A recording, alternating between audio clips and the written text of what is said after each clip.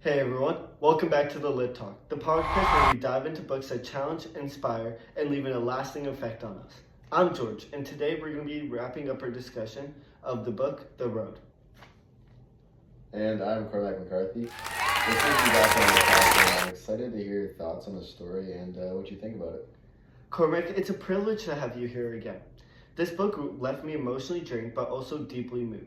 In our first episode, I made a prediction, and now that I've finished the novel, we have to talk about how it turned out.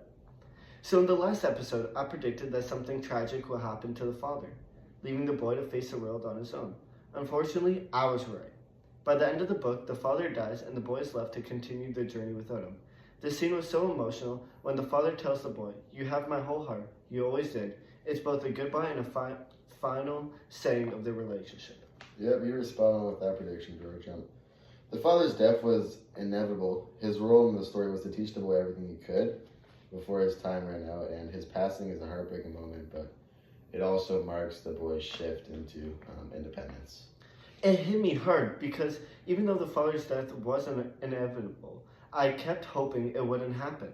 The boy's reaction was so heart-wrenching too. He doesn't cry out, but you can feel his grief in how he clings to his father's words about carrying the fire. Yeah, that was intentional. The fire represents the boy's inheritance, hope, morality, and the perseverance of humanity. It's what keeps him moving forward after his father's gone. Let's talk about the theme of hope and morality in this world where both seem impossible. From the very beginning, the boy questions their choices. One of the most striking lines comes early on when he asks, "Are we still the good guys?" That question drives me to so many of their choices. The boy embodies the moral compass of the story. In a world stripped of structure and rules, he's still trying to hold on to the sense of right and wrong that's so clear in the scene where they met the old man. The father is reluctant to help, but the boy insists on sharing their food. It's such a powerful moment because it shows how the boy is holding on to kindness, even in a world that's anything but kind. Yeah, it's moments like that which show that hope and morality aren't just ideas, they're choices. The boy chooses to be good even when it puts them at risk.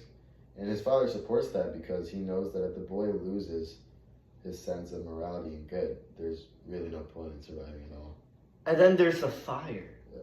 This metaphor that runs through the entire novel, it's the father dying, wishing for his son to carry the fire. It's more than just survival. It's about preserving humanity. Exactly. And yeah, the fire is a symbol of everything worth fighting for. For example, love, compassion, and hope.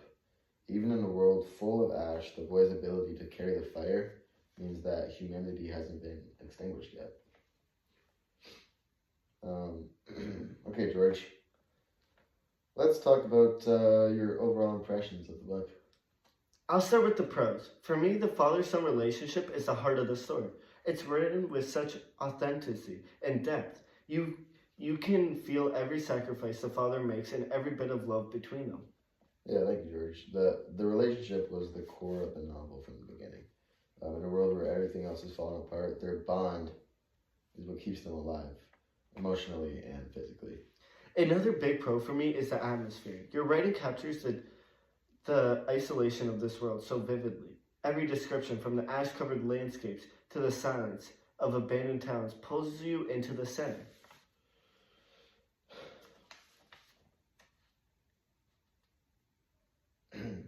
Sorry, there's something in my throat.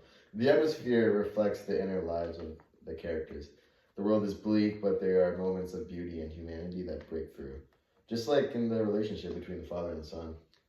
Now for the cons. I'll admit the pacing dragged a little in the middle. There are moments where it felt like the same day repeating. Ash, hunger, walking, ash again. Yeah, so that repetition is intentional. It mirrors the long and slow journey of their existence.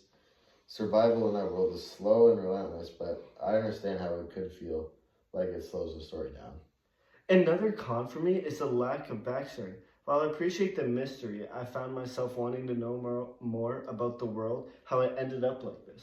Yeah, well, I left the backstory vague on purpose. The focus wasn't on, or sorry, it was on the present. It was on their journey, their relationship. The cause of the apocalypse doesn't really matter as much as how they survive and hold on to the humanity in its aftermath. Alright, it's time to give The Road a rating out of 5 stars. For me, this book gets 4.5 stars. It's emotionally devastating, beautifully written, and thought-provoking. I talked a half a star for the pacing, but it's still a great book. Thank you, George. That's very kind. Maybe you should have a 5, but it's fine. Right. What about you, Cormac? Well, I might be a bit biased, but I give it a 6 out of 5. Writing the story is an emotional journey for me, and I'm glad it resonates with the readers the way it does.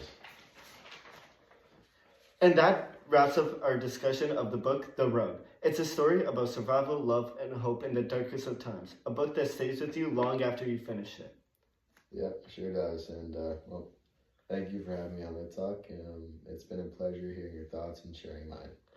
Thanks for being here. And thanks to all the listeners. Don't forget to subscribe and join us next week as we tackle another book. Until then, keep reading and carrying the fire. Tackling another book? Okay, that's fine. Sorry.